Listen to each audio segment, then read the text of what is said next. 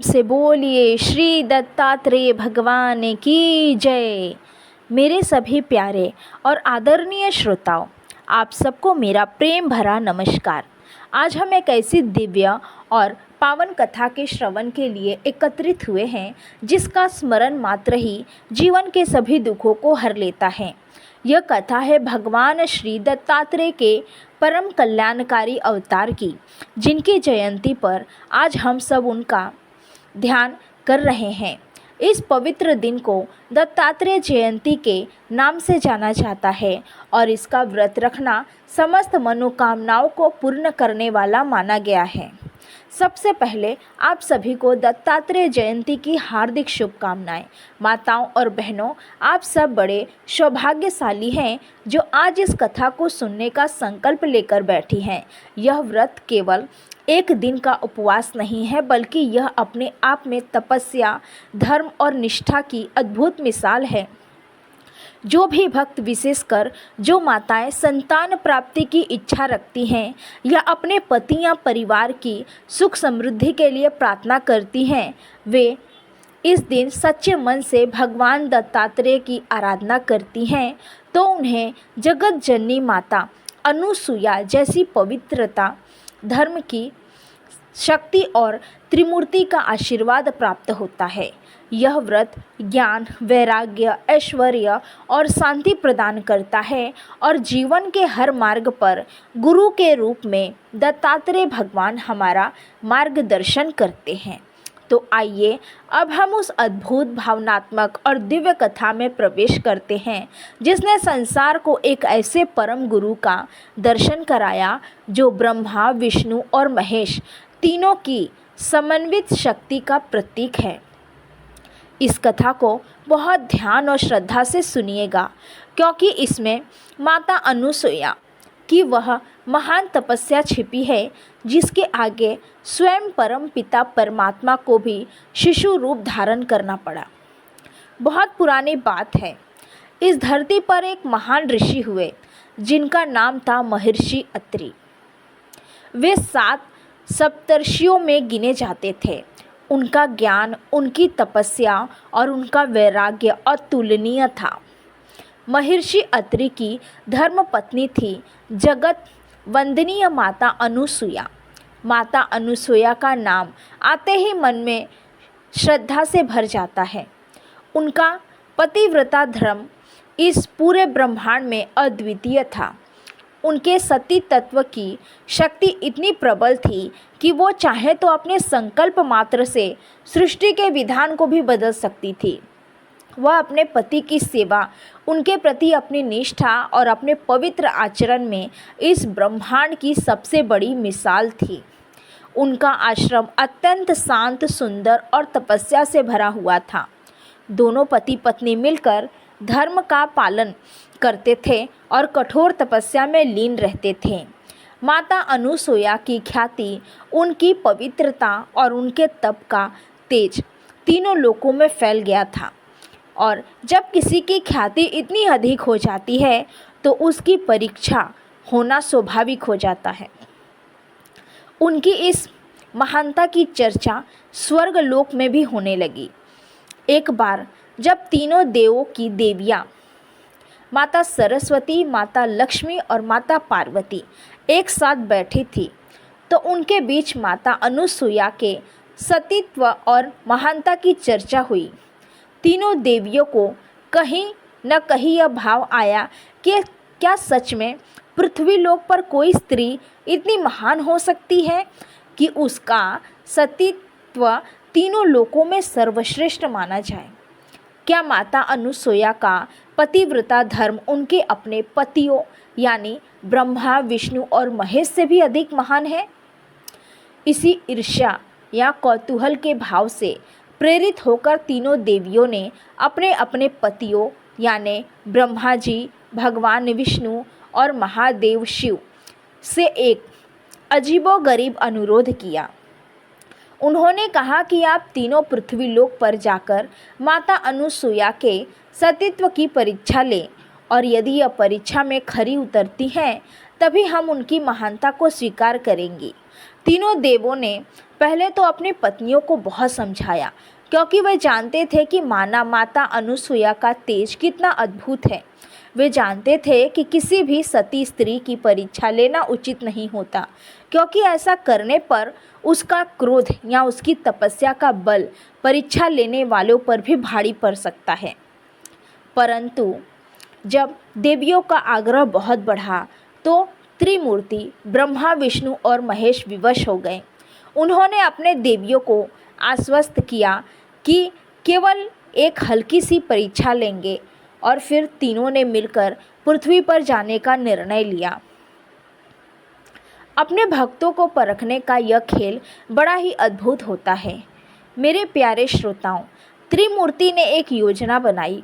उन्होंने अपनी माया का सहारा लिया और अत्यंत तेजस्वी पर दिखने में बहुत ही साधारण 3 वृद्ध सन्यासियों का रूप धारण कर लिया। जटाएं बड़ी हुई थी, शरीर पर भस्म लगी थी और हाथ में भिक्षा पत्र लिए हुए वे तीनों महर्षि अत्रि के आश्रम की ओर चल पड़े। जब वे आश्रम के द्वार पर पहुँचे तो उन्होंने जोर से भिक्षा देहु की पुकार लगाई। उस समय महर्षि अत्रि ऋषि बाहर कहीं तपस्या के लिए गए हुए थे। आश्रम में केवल माता अनुसुईया ही थी। माता अनुसुईया ने जैसे ही सन्यासियों की पुकार सुनी, वे अत्यंत प्रसन्न हुई, क्योंकि साधु संतों को भिक्षा देना और उनकी सेवा करना उनका परम धर्म था। उन्होंने आदरपूर्वक तीनों सन्यासियों का स्वागत किया, उन्हें बैठने के लिए आसन दिया और उनके लिए उत्तम से उत्तम भोजन तैयार करने लगी। उन्होंने सोचा कि आज साक्षात धर्म ही उनके द्वार पर आया है। परंतु जब माता अनुसुईया ने उन्हें भोजन परोसना शुरू किया तो उन सन्यासियों ने एक बड़ी ही विचित्र शर्त रख दी। तीनों एक साथ बोले, हे देवी, हम तुम्हारी भिक्षा तभी स्वीकार करेंगे जब तुम हमें वस्त्रहीन होकर भोजन परोसो।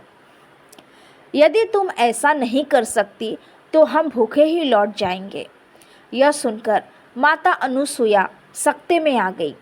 उनका पतिव्रता धर्म उन्हें इस बात की इजाज़त नहीं दे सकता था कि वो किसी पर पुरुष के सामने, यहाँ तक कि सन्यासी के सामने भी वस्त्रहीन हो। उनके मन में गहन द्वंद्व शुरू हो गया। एक तरफ अतिथि सत्कार का धर्म था और दूसरी तरफ सतीत्व की रक्षा का धर्म। यदि वह भिक्षा नहीं देती तो अतिथि भूखे चले जाते और यह बहुत बड़ा पाप होता। यदि वह शर्त मानती तो उनका पतिव्रता धर्म खंडित होता। एक क्षण के लिए उन्होंने आंख बंद की और अपने परम पूज्य पति महर्षि अत्रि का ध्यान किया। अपनी पतिव्रता शक्ति के बल पर उन्होंने तुरंत जान लिया कि ये तीनों सन्यासी कोई साधारण मनुष्य नहीं है। ये साक्षात सृष्टि के संचालक ब्रह्मा, विष्णु और महेश हैं, जो उनकी परीक्षा लेने आए हैं। उनकी आंखों से आंसू बहने लगे, लेकिन उनके चेहरे पर एक अद्भुत तेज था।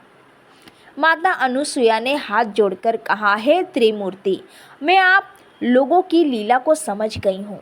आप मुझे ऐसी कठिन परीक्षा में डालकर मेरे धर्म को भ्रष्ट करना चाहते हैं, लेकिन मेरे पतिव्रता धर्म की शक्ति इतनी कमज़ोर नहीं है कि वो अपनी माया के आगे हार मान जाए। और फिर माता अनुसुईया ने एक अद्भुत संकल्प लिया। उन्होंने अपने कमंडलू में जल लिया और उस जल को अपने पतिव्रता धर्म की शक्ति से अभिमंत्रित किया।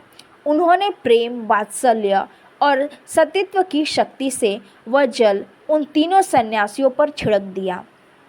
जैसे ही वह अभिमंत्रित जल उन तीनों सन्यासियों पर पड़ा, एक अद्भुत चमत्कार हुआ। वो तीनों वृद्ध सन्यासी, जो अपनी अपनी देवियों के पति थे, एक ही पल में दूध मुहे 3 छोटे छोटे मासूम शिशु के रूप में बदल गए।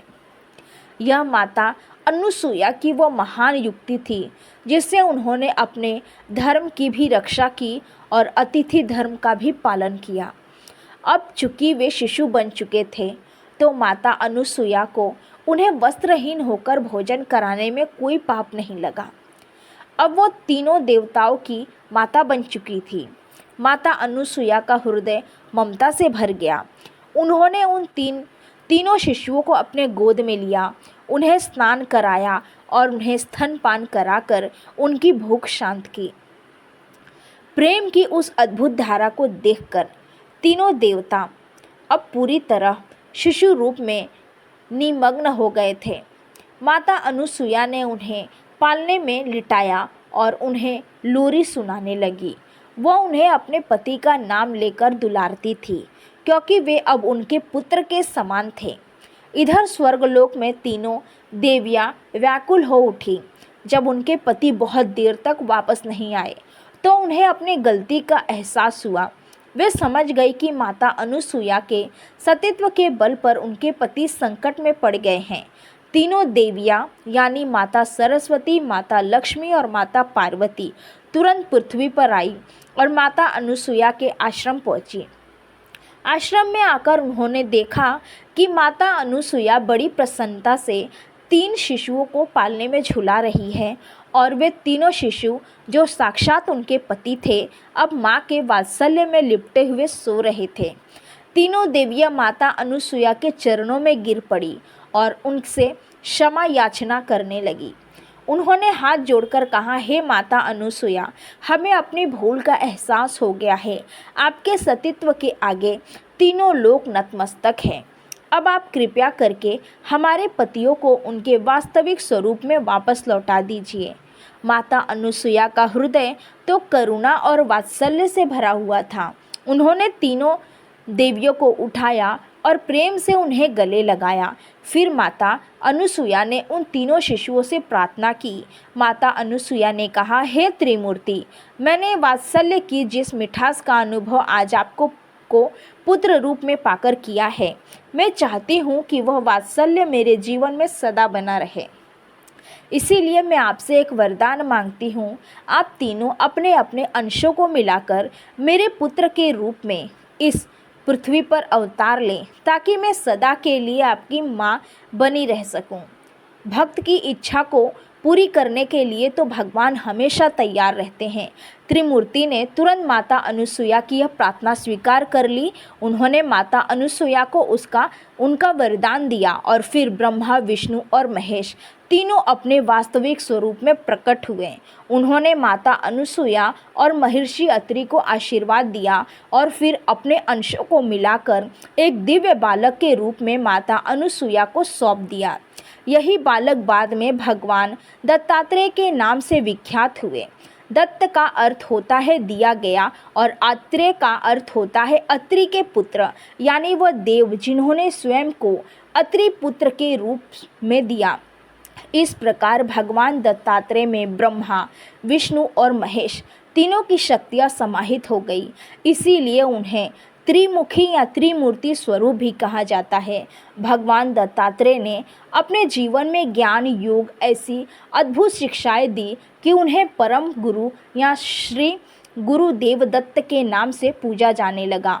उन्होंने तो अपने जीवन में 24 अलग अलग गुरु बनाए, जिनमें कुत्ता, कबूतर, पृथ्वी, वायु आदि भी शामिल थे। और इस प्रकार उन्होंने यह संदेश दिया कि ज्ञान हमें हर जगह से, हर वस्तु से प्राप्त हो सकता है। यह थी परम पावन श्री दत्तात्रेय अवतार की कथा।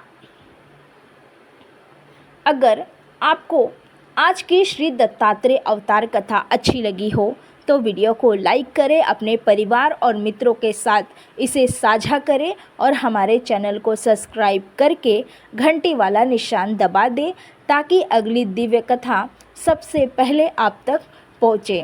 जय श्री दत्तात्रेय, जय दत्त गुरुदेव।